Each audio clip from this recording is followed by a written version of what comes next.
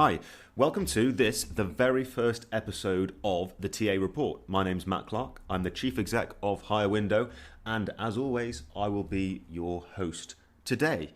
We've got a real treat today. I sat down with Marisa Bryan, the Senior Director of Talent Acquisition and People Culture at Criteo. Marisa, if you don't know her, is a certified recruitment rock star. She is one of my absolute favourite people in the whole talent acquisition world. So very, very happy to have her on as our first ever guest on the TA Report. You can get in touch about this episode on matt@hirewindow.com. I'm really easy to find on LinkedIn.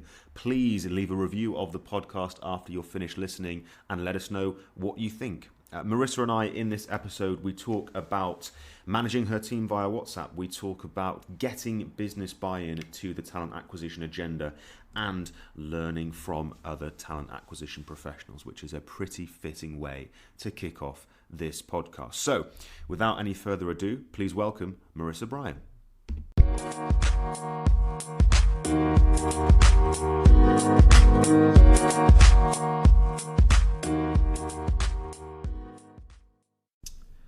Hello and welcome to the TA Report. I am here in Criteo's London offices, a beautiful space, and I am joined by the wonderful Marisa Bryan. So Marisa, welcome.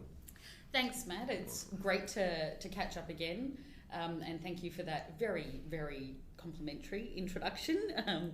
Indeed, it is a beautiful day in London today, and when the sun shines in our office, it is a great place to be. I have to admit. It is fantastic. I've been on the tour. I can confirm it is a wonderful space. It is as nice as any office I've been in. I'm actually at the Facebook offices later on today, so I'll do a comparison and I'll let you know. So Marisa, thanks so much for joining us. For the benefit of our listeners who may not know you, of course, could you possibly just give a quick introduction to Criteo and your role in the business, what it is you do here? Cool. So Criteo is a French headquartered firm that is listed on the NASDAQ. We've been around for a little under 15 years, founded in Paris. JB Rudel is our CEO and founder, based in Paris. We have around 3,000 employees around the world who are all working to build fantastic products for our customers to help them, to help us become the advertising platform for the open internet. So what that means is Criteo has gone through quite a big transformation over the last year, and we're still going through that transformation, I have to say. So it's been a lot of fun, a lot of ups and downs throughout the past 12 months, and no doubt more to come, but we deliver fantastic advertising products for retailers and brands all around the world. Awesome. Okay. And where do you fit in? Yeah. To Criteo? So the Criteo people team is the team that I'm a part of. I report directly to our head of people, who is part of the leadership group of the organisation, and I lead something that sounds kind of perhaps a bit abstract, but I lead global talent acquisition and people culture. What that means is I look after our recruiting organisation globally, most of it. There is a fantastic team based in Paris and Palo Alto who do the technical recruiting, who are part of our R&D business. And people culture is two areas I'm particularly passionate about, that I'm super excited to be leading as of this year. One of them is brand and communication, so everything to do with employer brand, how we talk about our employee value proposition, how we communicate about the experience of working at Criteo. And the other thing that I'm really excited to be leading this year is Criteo Cares, which is a program internally led by our program manager, but actually largely led by our employees, and it was sort of founded and the roadmap and everything designed by our employees. Everything to do with how we can be a more sustainable and environmentally friendly company, how we can do more in the communities in which we work, and equally how we can be much, much better at diversity and inclusion and belonging, or DIBS, as we say. DIBS. So that's what I do. Fantastic. So you're in a truly global role. Yep. I guess slightly unorthodox. Not too many recruitment or talent acquisition directors will also be looking after people culture and those kind of those kind of projects, etc. What does a day in the life of Marisa Bryan look like then?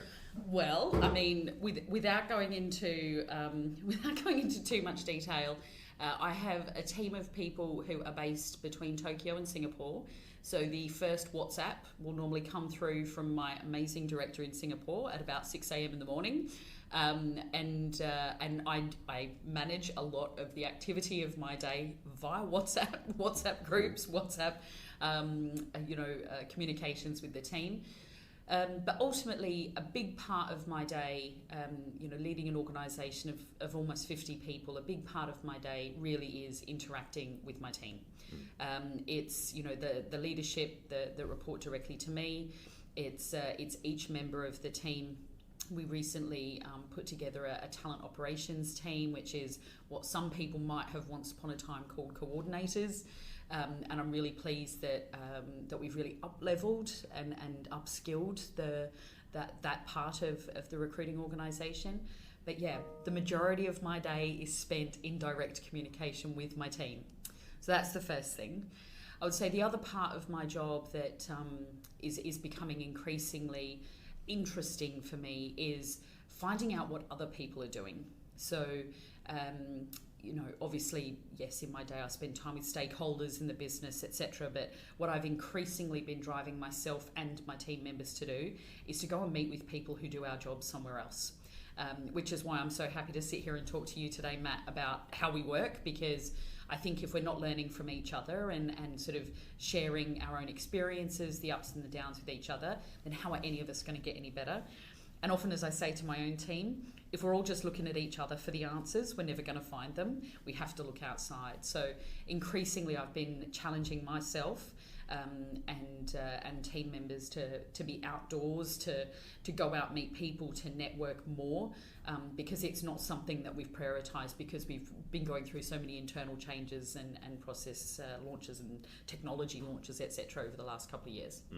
It's definitely, I think, very common in a talent acquisition team to get a little bit kind of boxed in and very internally minded. Yep. And I think a big part of why we're starting this podcast is to encourage some conversation, between different companies and different experts. I think that there is only so much talent out there. It is competitive. Lots of people need the same type of people, but at the same time, people move jobs, and kind of talent circulates around organisations. So why can't we work together as a talent acquisition community to share knowledge?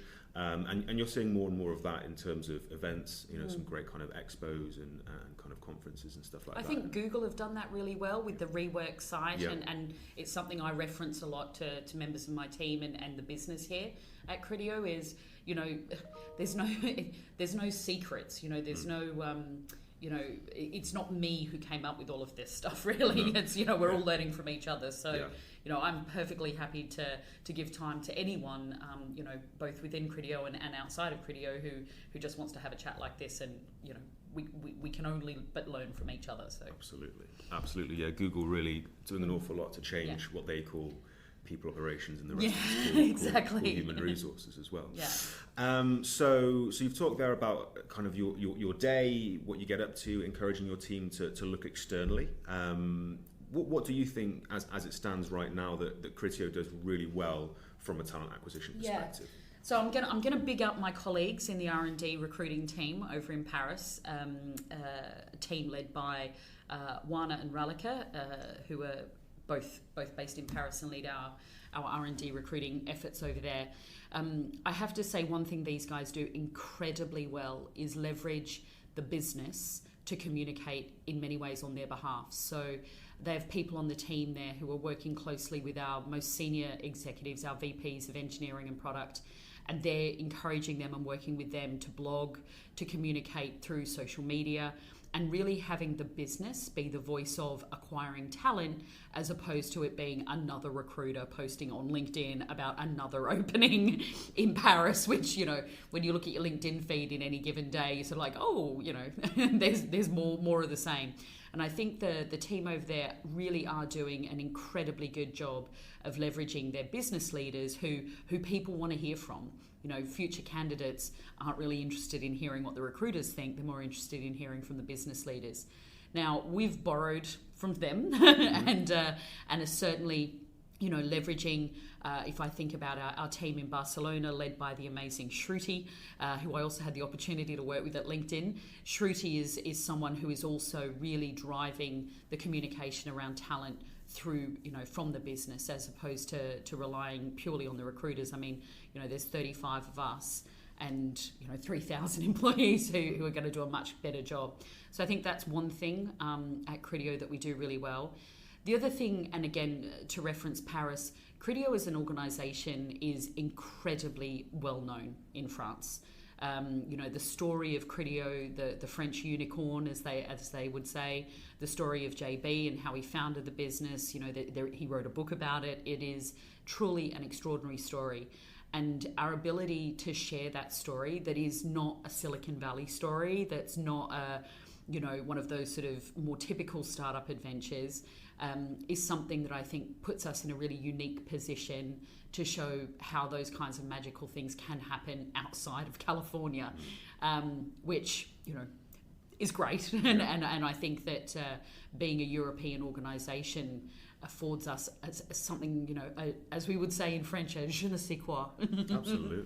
I think those two things, they dovetail in together really nicely, because a lot of what you're talking about there is focused on storytelling. And actually, I think we first met when you were back at LinkedIn, and we were mainly talking about storytelling on a training course. But using the fact that you've got business leaders there in Paris, getting them to tell their story and share with the world, rather than, as you say, having a recruiter going, I've got this role. So much We're more looking effective. For an inspirational leader to join our sales team. Exactly. Calling all sales leaders, exactly, and all of that. But at the same time, making sure that that's underpinned by the broader Criteo story and the founder. And obviously there's a book there, so the story's out there, and it is really inspirational. And I guess sort of following on from that, as I mentioned, we first met when you were back at LinkedIn. I was with Access, so another very major sort of French brand. Your CV reads a bit like a really, really excellent investment portfolio, because you have worked for some of the most iconic brands in the world. So for those of you who aren't familiar with Marissa's background, Starbucks, Google, Apple, and LinkedIn, and now the unicorn of France, Criteo as well. What do you think those organisations do differently when it comes to attracting talent that some legacy organisations perhaps could learn from or take notice of? I think, and I'm gonna roll it back pre-LinkedIn. So before LinkedIn even existed, I was working at Starbucks. And when people ask me today what was, they talk about my career or my background, and they say, which company have you enjoyed working at the most? I often reference Starbucks as the greatest experience that I ever had, because it truly was my introduction to what you would call values-led leadership or values-led people management. And at Starbucks, there was such a strong culture around how we worked and the experience of being a partner at Starbucks. And this is back before Starbucks even existed in a lot of European countries. Today it's so ubiquitous. I worked in the very first Starbucks store in Australia, which opened in 2000. So wow. That gives you an indicator of how small it was at the time. But we were called partners. For those of you who know John Lewis and Waitrose here in the UK, they are also called partners because they're shareholders. And at the time, when I was at Starbucks, they were the first company to offer shares to part-time employees in the US. The first company to offer health insurance to part-time employees. The training and development that we received, both as individual contributor part-time baristas, right up to the senior leadership of the organisation, was best in class at the time. And I think communicating to talent, whether they're existing talent or future talent, about values and how important the feeling and the being in the company is what makes any company unique or different. Talking to somebody about financial performance or, how many cups of coffee you sold or how many computers or iPhones you sold. Yeah, those numbers are amazing, but talking to somebody about what it feels like to work and how we behave and interact with each other, and really giving people a reason to give a bleep, I think is what makes what made that experience for me unique. When I think about my experiences more recently in the technology space, so after I left Australia and moved to Paris, and I worked at Google in Paris when there was still only 10,000 employees in the world, back when it was still don't be evil, which I don't believe they've got anymore. And back when Google had some pretty, I would say, controversial recruiting practices around education in particular, and only recruiting from select, campuses or selected backgrounds. And I think if I sort of reflect on the experience that I have there, and then through the Apple period, through the LinkedIn period to today, what really has defined talent acquisition and attraction over the last 11 years would have to be diversity and inclusion. And I saw firsthand what it looked like at Google when they weren't embracing, the way that they operate now, and it was still very early days, and everybody learns from experience. But when I think about how they recruit now, because I've obviously still got friends and colleagues who work there, but equally, spearheading this worldwide truly is LinkedIn. And I think if you've got the opportunity to talk to anyone in talent attraction or talent acquisition at LinkedIn, they really are I don't know of another company that's doing it better than they are, because they're using data, and obviously they have access to a ton of that. They're using their own data, they're using marketplace data to truly redefine what their population looks like, to reach out to some of the most underrepresented populations. I remember a lot of work we did around veterans, which is US specific, but equally really broadening the opportunities for people of different abilities, which again in a technology firm, is when technology is what solves those problems for people. I'm always amazed that technology companies aren't more embracing of people with different abilities. But I have to say I've learned something different from all of them. And I will finish with what I say, and anyone from my team who hears this will be like, oh yeah, she says that all the time. And that's Apple. And the core of my leadership style, the core of my focus in anything I do around talent attraction and acquisition is what my former leader at Apple, the guy who hired me, Sean Shelley, he once said to me, even if they don't get the job, we still want them to want to buy an iPhone. And the experience that I've had of being recruited at some companies is the reason why I've worked at them. And the experience I've had of being recruited at other companies is why I never worked there.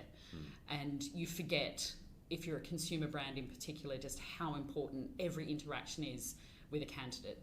And that's what I learned from Apple, and what I still continue to preach to my teams today. So, absolutely. I think it's so easy to underestimate, particularly at an organisation of scale like Apple, the amount of candidates that you're resourcing your talent acquisition function will come into on an annual basis. It's hundreds of thousands. That's a lot of people. That's a lot of people. And that's hundreds of thousands of potential customers or potential brand advocates. And, whether it was LinkedIn, where we were primarily a B2B business, but also had a really strong brand, and the same today with Criteo. The kinds of people that we're hiring into our sales and operations organisation are the kinds of people who buy our products in the companies they're working at today. So if they have an awful experience, or they don't get, it's a simple thing, get welcomed into the office or whatever. I'm not talking about anything super scientific here. That does more damage to your brand, both your talent brand, but also your organisational brand, your corporate brand, than, whether or not you hire them. So absolutely. I think it was actually during the training session that I've mentioned when we first met at LinkedIn. I think the goal of the resourcing team there at that time, the talent attraction team, was to have a better Net Promoter Score for rejected candidates than it was necessarily for accepted. I don't know how that works. And I believe it's still very much a measure and a metric that LinkedIn use. It's something that I have implemented since I've been at Criteo. So I'd be lying if I said to you that we're there. But even the collection of candidate experience data is something that is new to Criteo since I've been here. We've put that in place. And Glassdoor when you look at Glassdoor and you see the feedback live and in colour, the fact that somebody's taken the time to go log into something, you know, either on their phone or their computer and give you feedback, if you ignore that feedback, then, you know, you're an idiot. Ignore at your peril, absolutely. Yeah, restaurants don't ignore bad reviews, and nor should talent acquisition teams. No, so absolutely, couldn't agree more. So I think you kind of mentioned there the push we've had in talent acquisition towards diversity and inclusion, which really is something that it's been, I guess, a decade in the making, but has really, I guess, really grown its wings over the last 5 years or so. Yeah. So you've been working in talent acquisition for around about a decade now. Yep. I'm that old. And a bit older than that too. alongside, I won't expand on that. Alongside that push towards diversity and inclusion, is there anything else that you think the industry's done really well over that course of time? So I'm going to call out two things. I think the first one I've mentioned already, and I'll say it again in my accent because I get made fun of every day that I'm at work for saying data. But for me, you know, over the last 10 years, the ability to use data to drive decision making around talent acquisition, to match, you know, to be able to do things like match profiles of the individuals who are the highest performers in your organisation to future talent, and source based purely on that rather than on what school they went to or what company they worked for. You know, again, that's helping drive diversity, but it's data that's actually empowering teams to be able to do that. You know, looking at data around tenure and really understanding which employees stay in your organisation for the longest and why and where, and again, targeting your attraction efforts around that. Looking at even things like campus strategies, or, you know, even earlier intervention. You know, obviously as a French company, we have a strong intern program and intern strategy over in Paris, where things are slightly different in higher education than they are in other countries, and again, using the data that we have internally around where those students have come from and been most successful from in the past. So the ability to capture that kind of information and informed decisions is certainly something that I've seen a huge uptake on. Obviously, working at LinkedIn as well helped that. I think the other thing that I'm getting super excited about at the moment, we've actually got quite a bit of work and quite a bit of projects in the mix at the moment, is automation. Now, I don't want to sound like, you know, I'm predicting the fall of mankind or anything like that, but certainly one of the things that we've got going on at the moment is really looking at how we can use, you know, the buzzword of the moment, AI, or the buzz abbreviation of the moment, to help accelerate some of our hiring efforts. In the exact same way that sales and marketing organisations would use, you know, things like Salesforce or other CRMs, Microsoft Dynamics, etc. There are other, I'll use the BBC phrase, there are other CRMs available. No, the fact that sales and marketing organisations are doing that to drive lead generation, why wouldn't a recruiting organisation learn from them and do exactly the same thing? There's a couple of great companies out there looking at video interviewing, a company called HireWindow, another French startup called Easy Recruit. And when you start to look into how video interviewing and you know, whether it's pre-recorded or whether it's live, can help you, first of all, attract talent globally, so you can, you know, structure your recruiting teams in such a way that they don't have to be physically in all of the places that you need them to be, but also using AI. You know, some of those companies are able to pick up on certain, you know, visual cues, etc., that you would see in those recorded video interviews, that again, it's using data, using past performance to indicate the future. They're enabling people to make decisions there as well. Yeah, absolutely. I mean, I was at the HireWindow European Summit, I think they called it, or conference, a couple of months ago, and what they're building is just fantastic from an assessment process, and the advanced level of sort of real scientific thinking that's going into what they're building is really impressive. And you know, I think video interview is one of those things that's been around for a while, but continues to grow, and for good reason. And that's actually why we've built video interviewing into HireWindow. A little shout out to ourselves as well. But I think, you know, to come back to the sort of the data, and I'll say data rather than data. I know. I do it now just for dramatic effect, but also because people just think I'm making it up. But that's how 23 million other Australians say that word as well. I'll have to take your word for it. But to come back to the point around data, you mentioned it as well with kind of candidate experience. Mm-hmm. It doesn't have to be complicated stuff. No. People look at being data driven and they think, well, I'm going to have to do complex maths or learn how to run different computer programs, and actually you can look at very simple questions in a really compelling way, whether that's using tools on LinkedIn, whether it's using various other bits and pieces here and there. You can ask questions and you can get answers really quite simply. And that data driven, I think long may it continue, because I will shout out to Danielle, who leads my talent operations team here at Criteo. We started with a survey monkey. I mean, that's how basic it was. It was nothing, we didn't sort of go out and create a tool or anything. Certainly I'd love for it to be more sophisticated, but at the moment we sort of got to prioritise our technology efforts, and we launched it, and people initially were like, oh, as if candidates are going to respond, and let me tell you, they do.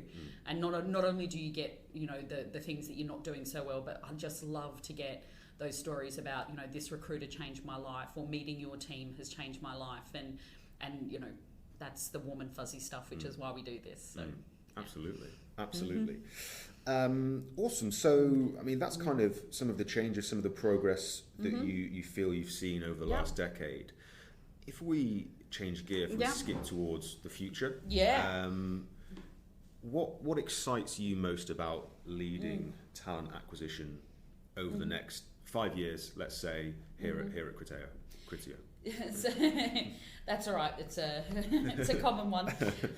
So in terms of the next 5 years, a couple of things that I'm really excited about. Whether we talk about talent acquisition as in sort of pure recruiting or talent attraction, is the ability to retarget or use intelligent cookies and tracking to retarget candidates. I think there are so many people who visit career sites. I'm sure we do it all the time.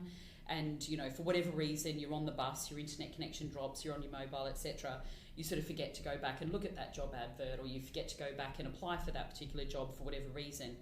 If you were then able to see that job advert when you were, hanging out on Instagram or hanging out somewhere else on the internet, and be served those opportunities again, we believe that would dramatically increase your ability to attract talent that was much more passive, but attract talent that was high quality because they've made the effort to go find you in the first place. So from an attraction standpoint, I think we're going to see a whole bunch more stuff there. In fact, there's a great organisation that I've spoken to called Phenom People who do this. And I'm sure there are others, but I just don't know who they are. But I think that's something that we're going to see as the competition for talent, particularly in some of the core markets that we're operating in, like Tokyo, like New York, and some parts of mainland Europe, particularly Barcelona. I think that's going to be a key change that we're going to be looking at over the next year. I think the second thing is, as organisations, I think we need to be a lot more mindful about, and any company, I think you can have one great recruiter who manages the process, but you need 200 fantastic business partners or fantastic stakeholders, clients, whatever you want to call them, to really help you engage the talent. And one thing that I did really love about working at LinkedIn was the fact that the business were so engaged in the hiring process, the attraction process, and the engagement process, partly because that's what LinkedIn do, but equally, it was very much seen as both parties' responsibility, not something that TA do for the business. And I'm excited about some of the changes that we've made here, slowly sort of to build that kind of culture of talent attraction and acquisition here. And I think the other thing that's going to become, again, like I have spoken about it, but I don't want to swear in the interview, but you really need people to give us something, if you know what I mean. And as companies are talking about themselves, they need to talk about themselves in a much more humane way. I mean, you look at the data around millennials, you look at the data around what people want from their companies. They don't want, big numbers, fancy offices, whatever. People want companies that care. They want companies that are flexible, and they want companies that treat their people like people. And I'm excited about, at Criteo, being able to communicate more about that and communicate more about, as an organisation, what we do for our people, rather than just talking about what we do as an organisation. And I see that as being very much the trend for talent attraction and acquisition over the coming years. I couldn't agree more. And for me, kind of, my favourite point that you made, the kind of the biggest thing for me is the getting the business involved in talent attraction and changing the culture and making it clear that actually it's everyone's job. And that it's a function and it sits separately. But if you are a leader, if you're a manager, if you're actually just any kind of employee, that you are a talent scout for the organisation. Absolutely. And you're involved in helping build the organisation from the inside out. And companies that do this well and organisations that do this well are the ones that are going to win. Absolutely. In the same way that 5 years ago we were sort of just starting to have the conversation about DIBS or diversity and inclusion, and today that is like business as usual for the best companies in the world. I think doing this well is what's going to become business as usual for the best in the world 5 years from now. Absolutely, and I think technology becomes a massive enabler of that as well. A massive enabler of that. And on technology, and without asking you to reveal any secrets that you might have up your sleeve for the next few years, is there a trend or a piece of tech that you think has slipped under the radar of most talent acquisition professionals that actually will be a bigger deal than we think in the industry going forwards? So I'm not going to talk about AI. Okay. Because everyone is. Sure. And I'm sure that 90% of people would answer that question with, oh my gosh, artificial intelligence and machine learning is going to change, how we live and of course how we recruit. But I'm gonna be perhaps a little bit more analog in my approach to this very digital question. One thing that I don't think people embrace, and that recruiting and even broader people organisations or HR organisations don't embrace, is the power of mobile. I'm sure all of us would agree. We have laptops sitting on our desks at home or on our tables at home that are collecting dust, while our mobiles travel with us to and the most private places, I'm sure. But I think the ability to leverage mobile technology and a mobile experience is something that talent acquisition and the broader HR function are just really behind on. When you look at most technology around people, whether it think of things like Workday and various ATSs and what have you, the mobile experience on a lot of those tools is really bad. And not Workday specifically, who actually have a great app, but I don't think that people look at HR technology and think, oh, it has to be fast, it has to be cool, it has to be mobile. They think about it, having to fulfill X number of administrative and legal requirements first, and then they think about the user experience. When I think about, again, sort of coming back to my time working at Apple, obviously, who at the time were leading the market with iPhones, and I think still are, the ability to be using things like messaging or FaceTime or what have you. I can remember suggesting in France to a manager that I FaceTime a candidate, and that particular manager nearly fell off his chair. He was so shocked that I would consider having a video interview with a candidate, and yet today it's how we recruit. Here at Criteo, well over 80% of the people that we hire will have the majority of their experience via video. And I think when you look at the populations that we're trying to tap into today, the majority of them will only use mobile devices. And I think that's something that the companies, again, that are using mobile technology well are the companies that are winning the war or winning the battle for the best talent in the market today. Absolutely, I 100% agree. I think that you're right. A lot of people would have answered that question with AI, and there's nothing wrong with that. But actually, rewind a little bit and think more basically about what little device does everyone have in their pocket all day, every day. A phrase I often use when I'm talking to the development team for HireWindow is, I want applying to a job to feel like discovering and booking a holiday apartment on Airbnb, and it should feel like that. So how do we get there? Because right now we are miles away as an industry from that. Because so many of these organisations and these products that we're using are owned by enterprise software companies who are far more interested in many cases, because they make more money out of building, perhaps products more for marketing or for finance or even for IT. The HR products are kind of pushed down, and I think that is why, and I will give a shout out to Workday, I think that's why theirs is great, because that's what they do. Yeah. They're leading with those kinds of technologies, and so their mobile experience is great. But even like really basic things, like I started this conversation by saying that I literally manage my team through WhatsApp, and they will laugh when they hear me say that. But it's true, and why am I going to bother writing emails? Why is anyone writing emails when you can literally send a message that that can be received instantly? So absolutely. Okay, fantastic. So mobile is the future. Yeah, well, it's the present. It's the current. Yeah. I guess more specifically to your current team, what do you think that the future of the talent acquisition function at Criteo looks like? Yeah, so I think that we've had a couple of challenges, in the time that I've been here, and we're addressing those at the moment with some of the projects that we've got going on here, literally in the process of launching new technology as we speak. So the future for us is going to be very much around, as I mentioned earlier, automation. We've had ups and downs in what we need to achieve. This week hire 1 million, next week hire none. So how can you keep a team engaged? How can you keep a team productive? And how can you be efficient and effective? I mean, hey, we're all here to help the company win. Sure. I think, that's very much what the next 6 months of my life looks like. The other thing that we're sort of excited and that the team are going to be looking at more into next year is, I know sourcing doesn't sound like it's that innovative, but it is something that we've perhaps let slide a little bit, partly because we are an incredibly multinational and international team.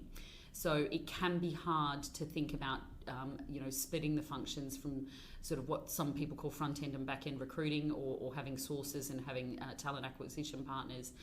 It can be really tricky to do that when, as we're recruiting in about 40 different languages around the world. So that is something that I would like to address. I'm not entirely sure what my answers are around that yet.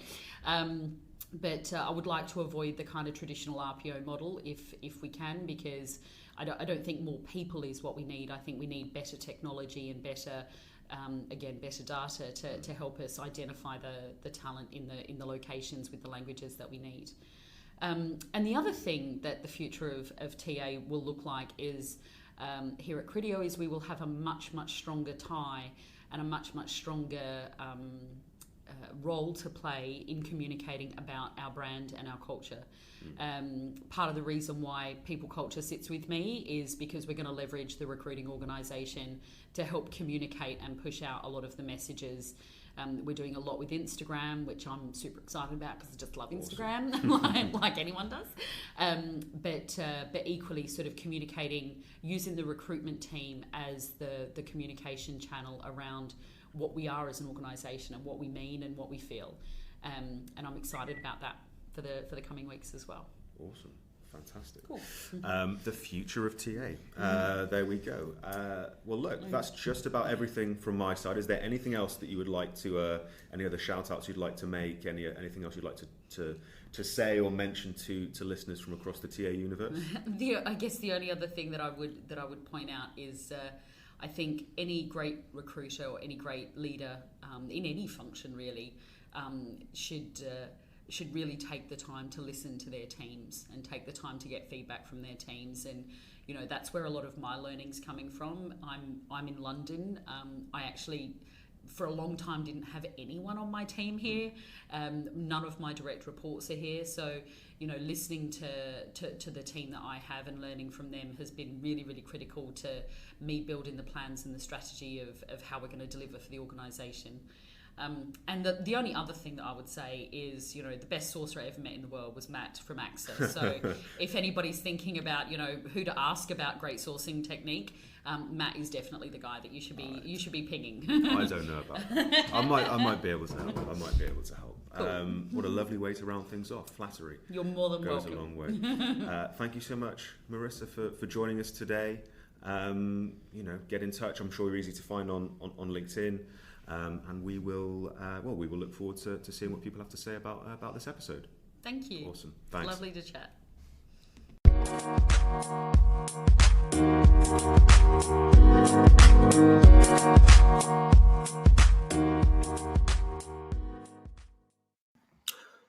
There we go. Marisa Bryan, what a great way to start this podcast series. Let us know what you think. Leave a review. Get in touch with me directly on matt@hirewindow.com with feedback or if you'd like to be a guest. Speak soon.